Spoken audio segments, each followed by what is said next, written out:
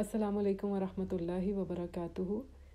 انشاءاللہ آج ہم سورۃ البقرہ کی آیت نمبر 40، 41 اور 42 پڑھیں گے۔ یہاں سے بنی اسرائیل سے خطاب کا آغاز ہوتا ہے جو کہ تقریباً 14ویں رکوع تک چلے گا۔ اللہ تعالیٰ کا یہ خطاب بنی اسرائیل کے ان گروہوں سے ہے جو مدینہ اور اس کے گرد و نواح میں آباد تھے، اور اس خطاب میں بعد میں آنے والے اسرائیلی بھی شامل ہیں۔ شروع کرتے ہیں۔ اعوذ باللہ من الشیطان الرجیم، بسم اللہ الرحمن الرحیم۔ یا بنی اسرائیل، اے بنی اسرائیل۔ ابن بیٹے کو کہتے ہیں اور بنی اس کی جمع ہے، اور اسرائیل اسرا اور ایل سے مل کر بنا ہے۔ اسرا کا مطلب ہے بندہ، اور ایل ہیبرو میں اللہ کو کہتے ہیں، یعنی اللہ کا بندہ، جیسے عربی میں عبداللہ ہے اسی طرح۔ اور یہ حضرت یعقوب علیہ السلام کا لقب تھا جو کہ حضرت ابراہیم علیہ السلام کے پوتے تھے۔ یا بنی اسرائیل، اے بنی اسرائیل، اذکرو ذکر کرو، نعمتی میری نعمت کا، اللتی وہ جو، انعمتو انعام کی میں نے، علیکم تم پر، و اوفو اور پورا کرو۔ اوفو وفا سے ہے، وفا کا مطلب ہوتا ہے پورا کرنا۔ بی عہدی میرے عہد کو، اوفی میں پورا کروں گا، بی عہدکم تمہارے عہد کو، و ایایا اور صرف مجھی سے، فرحبون پس ڈرو مجھ سے۔ فرحبون رہبہ سے ہے، یعنی خوف خشیت، جیسے عیسائیوں میں راہب کہتے ہیں اللہ سے ڈرنے والے کو، تو فرحبون ایسا ڈر جس میں بے چینی بھی ہو اور انسان اس سے بچے بھی۔ تو اس آیت میں یہود سے خطاب ہے۔ یہود کو بنی اسرائیل کہا جاتا ہے، یعنی کہ حضرت یعقوب علیہ السلام کی اولاد، کیونکہ حضرت یعقوب علیہ السلام کے 12 بیٹے تھے جن سے یہود کے 12 قبیلے بنے، اور ان میں بہت سے انبیاء اور رسول آئے۔ تاریخ میں آتا ہے کہ ان میں تقریباً 4000 پیغمبر بھیجے گئے۔ اب ان کو بہت زیادہ علمی جیسے فوقیت حاصل تھی عرب میں، ان کی گزشتہ تاریخ کی وجہ سے اور ان میں پیغمبروں کو بھیجنے کی وجہ سے، علم اور مذہب سے وابستگی کی وجہ سے ان کو ایک خاص مقام حاصل تھا۔ اور کچھ مدت گزرنے کے بعد ان میں بہت سی برائیاں پیدا ہو چکی تھیں، اور وہ اپنی علمی حیثیت کی وجہ سے اور اس حسد کی وجہ سے کہ آنے والا نبی بنی اسرائیل کی اولاد میں سے کیوں نہیں آیا، انہوں نے دعوت اسلام کو قبول کرنے سے انکار کر دیا۔ اس آیت میں اللہ سبحانہ و تعالیٰ انہیں انعامات الہی یاد کروا رہے ہیں۔ قوم یہود ایسی قوم ہے جس کو اللہ تعالیٰ نے بے شمار نعمتیں دے رکھی تھیں، اور جن کا ذکر آپ آئندہ آنے والی آیات میں انشاءاللہ پڑھیں گے۔ جب اللہ سبحانہ و تعالیٰ نعمتیں دیتا ہے تو ان نعمتوں کا تقاضا یہ ہے کہ بندہ شکر گزاری کرے۔ اور شکر گزاری کیسے کی جاتی ہے کہ اپنے دل میں شکر گزار ہو، اسی طرح اپنی زبان سے شکر کرے، اظہار کرے، اور اپنے جوارے سے یعنی کہ اپنے اعضاء سے بھی اللہ تعالیٰ کے شکر ادا اس طرح کرے کہ نیک کام کرے، اللہ کو راضی کرنے والے کام کرے۔ لیکن یہ قوم یہود اللہ کی نعمتوں کو پانے کے بعد شکر گزاری نہیں کر رہی تھی، اس لیے انہیں کہا جا رہا ہے اس آیت میں کہ اے بنی اسرائیل، میری نعمت کو یاد کرو جو میں نے تم پر انعام کی ہے، اور میرے عہد کو پورا کرو، میں تمہارے عہد کو پورا کروں گا۔ اب کویسچن یہ ہے کہ یہ کون سا عہد تھا؟ اللہ تعالیٰ نے تورات میں یہودیوں سے یہ وعدہ لیا تھا کہ آخری نبی اور آخری رسول آئیں گے تو تم ان پر ایمان لاؤ گے، اور اگر تم میرا وعدہ پورا کرو گے تو میں عزت اور سربلندی کی زندگی عطا کروں گا۔ اور یہ عہد سورۃ المائدہ آیت نمبر 12 میں مینشن کیا گیا ہے۔ اس آیت میں ہے، اللہ تعالیٰ نے بنی اسرائیل سے عہد و پیمان دیا، اور انہی میں سے 12 سردار ہم نے مقرر فرمائے، اور اللہ تعالیٰ نے فرما دیا کہ یقیناً میں تمہارے ساتھ ہوں اگر تم نماز قائم کرو گے اور زکوٰۃ دیتے رہو گے اور میرے رسولوں کو مانتے رہو گے اور ان کی مدد کرتے رہو گے اور اللہ تعالیٰ کو بہتر قرض دیتے رہو گے، تو یقیناً میں تمہاری برائیاں تم سے دور کر دوں گا اور تمہیں ان جنتوں میں داخل کروں گا جن کے نیچے نہریں بہہ رہی ہیں۔ اب اس عہد و پیمان کے بعد بھی تم میں سے جو انکاری ہو جائے تو یقیناً وہ راہ راست سے بھٹک گیا۔ اور یہ عہد تھا جو کہ یہودیوں سے لیا گیا، لیکن انہوں نے اپنا عہد پورا نہ کیا۔ آگے اللہ تعالیٰ فرماتے ہیں وَإِيَّايَ فَارْهَبُونَ، اور صرف مجھ سے ڈرو اور کسی سے نہ ڈرو، میرے بھیجے ہوئے رسول پر ایمان لاؤ۔ عام یہودی اپنے علماء سے بہت ڈرتے تھے، ان کے اسکالرز کی بہت عزت تھی، بہت روب تھا، اور یہودی ہر معاملے میں ان کی طرف دیکھتے تھے، اور علماء کو یہ خوف ہوا کہ اگر لوگ ان کے عقیدت مند نہ رہے اور نبی کریم صلی اللہ علیہ وآلہ وسلم کی پیروی کرنے لگے تو ہمارے پاس کون آئے گا، ہمیں کون پوچھے گا، ہمارا کاروبار کہاں سے چلے گا، ہماری تو اہمیت کم ہو جائے گی۔ اب عوام جو تھی وہ اپنے علماء کی طرف دیکھ رہی تھی، اور علماء ان کے اپنے حق کو چھپا رہے تھے، یہ جاننے کے باوجود کہ آپ صلی اللہ علیہ وآلہ وسلم سچے نبی تھے، لوگوں کو نہیں بتا رہے تھے۔ اس لیے اللہ تعالیٰ نے فرمایا کہ کیوں تمہیں اندیشے ہیں، تم میرے سے کیا ہوا وعدہ پورا کرو، میں بھی تمہارا وعدہ پورا کروں گا۔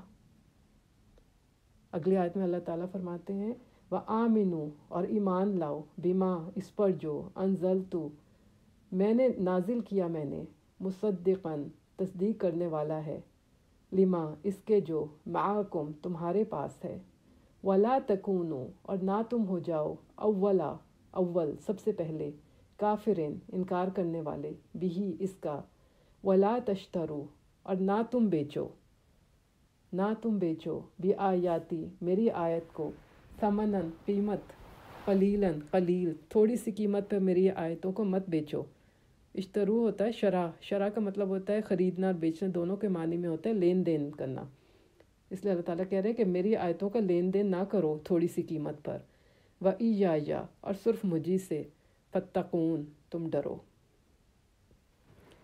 اس آیت میں کہا جا رہا ہے وَآمِنُوا بِمَا أَنزَلْتُ مُصَدِّقًا لِمَا مَعَكُمْ، اور ایمان لاؤ جو میں نے نازل کیا، جو تصدیق کرنے والا ہے اس کے لیے جو تمہارے پاس ہے۔ اب کیا نازل کیا اللہ سبحانہ و تعالیٰ نے؟ قرآن مجید۔ اس آیت میں کہا جا رہا ہے کہ قرآن مجید پر ایمان لاؤ، کیونکہ قرآن مجید تورات، انجیل، سب کا کتابوں کی تصدیق کرتا ہے۔ تورات جو موسیٰ علیہ السلام پر اتری، یا انجیل جو عیسیٰ علیہ السلام پر اتری، یہ سب سچی کتابیں تھیں، اور بنی اسرائیل کو یاد کرایا جا رہا ہے کہ یہ نہ سمجھو کہ قرآن کوئی نئی کتاب ہے، بلکہ حقیقت میں یہ انہی آسمانی کتابوں کی آخری کڑی ہے، اور تم سب سے پہلے کفر کرنے والے نہ بنو۔ آگے کہا ہے وَلَا تَكُونُوا أَوَّلَ كَافِرٍ بِهِ، اور نہ تم بنو سب سے پہلے کافر۔ اب سب سے پہلے کافر کا کیا مطلب ہے؟ اس کا مطلب یہ ہے کہ ایک تو تمہیں جو علم دیا گیا ہے، دوسرے لوگ اس علم سے محروم ہیں، تمہاری ذمہ داری سب سے زیادہ ہے، تمہاری کتابوں میں نبی کریم صلی اللہ علیہ وآلہ وسلم کی پورا ذکر ہے، اور اس کے تورات میں اللہ تعالیٰ نے یہ فرما دیا تھا کہ آخری نبی آئیں گے، اور اس کا تقاضا یہ تھا کہ تم سب سے پہلے ایمان لاتے، لیکن تم سب سے پہلے کفر کرنے والے ہو گئے۔ اور پہلے کافر نہ بنو کا یہ بھی مطلب ہے کہ مدینہ میں یہود کو سب سے پہلے ایمان لانے کی دعوت دی گئی، ورنہ ہجرت سے پہلے تو بہت سے لوگ ایمان قبول کر چکے تھے، لیکن مدینہ آنے کے بعد سب سے پہلے نبی کریم صلی اللہ علیہ وآلہ وسلم نے یہود کو ایمان لانے کی دعوت دی۔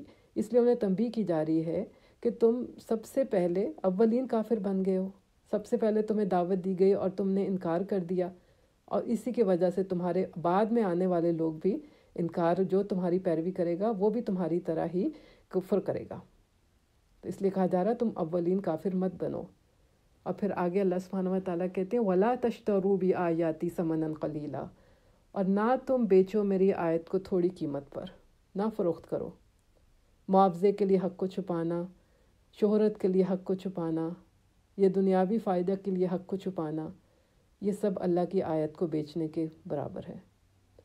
یہودیوں کے علماء جانتے تھے کہ نبی کریم صلی اللہ علیہ وآلہ وسلم سچے رسول ہیں، قرآن سچی کتاب ہے، پر مانتے نہیں تھے، کیونکہ ان کو اپنا عہدہ اور مقام چھنتا ہوا نظر آ رہا تھا، تو انہوں نے دنیاوی فائدوں کے لیے حق کو چھپا لیا، حق کو بیچ دیا۔ یہاں پہ فرمایا جا رہا ہے نہ بیچو حق کو، لیکن انہوں نے یہی کیا، انہوں نے حق کو بیچ دیا۔ آگے اللہ تعالیٰ کہتے ہیں وَإِيَّايَ فَاتَّقُونَ، اور صرف مجھی سے تم ڈرو۔ اللہ تعالیٰ فرماتے ہیں کہ صرف مجھی سے ڈرو، دنیا والوں سے کیوں ڈر رہے ہو؟ کیونکہ اللہ کا ڈر ہوگا تو اللہ کی کتاب کی پیروی ہوگی. اللہ کا ڈر ہوگا تو وہ اپنی اللہ کی کتاب کو اپنے فائدے کے لیے نہیں بیچیں گے, اللہ کی کتاب کا مقام سمجھیں گے, اللہ کی آیت پر ایمان لائیں گے. تو اس لیے اللہ سبحانہ و تعالیٰ فرما رہے ہیں وَإِيَّايَ فَاتَّقُونَ, مجھ سے ڈرو, صرف مجھ ہی سے ڈرو. اور پھر اگلی آیت میں اللہ تعالیٰ فرماتے ہیں وَلَا تَلْبِسُوا, اور نہ تم ملاؤ. تلبسو کا لفظ جو ہے اس کا مطلب ہوتا ہے کہ کسی چیز کو دوسری چیز میں اس طرح ملانا کہ اصل کا پتہ ہی نہ چلے, یعنی سچائی کے اندر جھوٹ کو ملا کر پیش کرنا, اس کو تلبیس کہتے ہیں. تو یہاں پر خلط ملط کرنا, مکس کرنا. تو اللہ سبحانہ و تعالیٰ کہہ رہے ہیں وَلَا تَلْبِسُوا, اور نہ تم ملاؤ, الحق, حق کو, بالباطل, باطل کے ساتھ, وَتَكْتُمُوا, اور نہ تم چھپاؤ. کتما کا مطلب ہوتا ہے چھپانا. وَتَكْتُمُوا, اور نہ تم چھپاؤ, الحق, حق کو, وَأَنْتُمْ, حالانکہ تم, تعلمون, تم علم رکھتے ہو. اہل کتاب ایسی زبان میں باتیں کرتے تھے کہ لوگوں کو پتہ نہیں چلتا تھا کہ صحیح کیا ہے اور غلط کیا ہے. اس لیے فرمایا جا رہا ہے کہ حق کو حق رہنے دو اور باطل کو واضح کر کے بتاؤ. وہ لوگوں کے درمیان شک ڈالتے تھے کہ ہمیں نہیں پتہ یہ سچے نبی ہیں کہ نہیں ہیں, ہو سکتا ہے ہوں مگر ہمارے لیے نہیں ہے. تو اس طرح لوگوں کے دلوں میں بہت زیادہ کنفیوژن پیدا کرتے تھے. اور یہ یہودیوں کا دوسرا جرم تھا. پہلا تو یہ تھا کہ اللہ کی آیتوں کو تھوڑے سے دنیاوی فائدے کے لیے بیچتے تھے, اور دوسرا یہ کرتے تھے کہ باطل کو حق کے ساتھ خلط ملط کرتے تھے, یعنی کہ لوگوں کو کنفیوز کرتے تھے. اور پھر فرمایا جا رہا ہے وَتَكْتُمُوا الْحَقَّ, اور حق کو نہ چھپاؤ. یہ ان کا تیسرا جرم تھا کہ وہ حق کو چھپاتے تھے. یہ بات کہ نبی کریم صلی اللہ علیہ وآلہ وسلم سچے رسول ہیں اور قرآن سچی کتاب ہے, اور اس کی دلیل ان کی کتابوں میں موجود تھی. ان کے علماء جانتے تھے کہ یہ سچ ہے, کیونکہ نبی کریم صلی اللہ علیہ وآلہ وسلم کی آمد کی نشانیاں اور ان کی شخصیت کے بارے میں پوری تفصیل ان کی کتاب میں موجود تھی, لیکن انہوں نے عام لوگوں کو یہ سچ نہیں بتایا. تو اللہ سبحانہ و تعالیٰ فرماتے ہیں اور حق کو نہ چھپاؤ, وَأَنْتُمْ تَعْلَمُونَ, اور تمہیں تو خود اس کا علم ہے, پھر کیوں یقین نہیں رکھتے, پھر کیوں ایمان نہیں لاتے. اس آیت میں یہودیوں سے خطاب ہے, لیکن جو لوگ بھی حق کو چھپائیں, مثلا اگر ایک شخص کے پاس علم ہے تو اس کا فرض بنتا ہے کہ وہ اسے دوسروں تک پہنچائے, بخل نہ کرے, صرف اپنے آپ کو بڑا بنانے کے لیے علم کو نہ چھپائے. اس جرم سے یہاں پر روکا جا رہا ہے. اللہ تعالیٰ ہمیں صحیح علم لوگوں تک پہنچانے کی توفیق عطا فرمائے, اور جو جتنا جانتے ہیں اس کو اسی طرح آگے پہنچانے کی توفیق عطا فرمائے. آمین. وآخر دعوانا ان الحمد للہ رب العالمین.